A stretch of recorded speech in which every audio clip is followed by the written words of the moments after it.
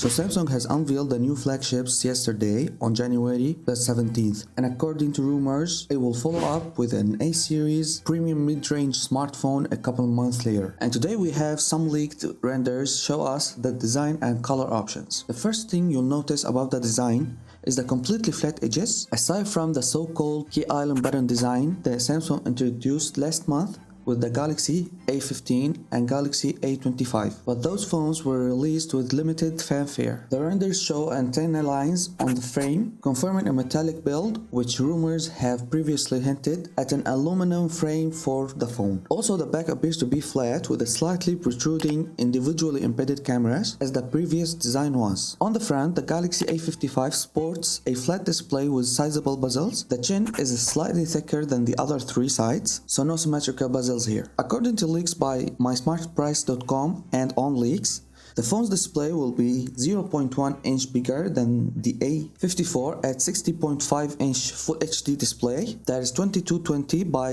1080 pixels with the same 120 Hz refresh rate. Also seems that there are at least 3 confirmed color options available according to Android Headlines leaked official renders.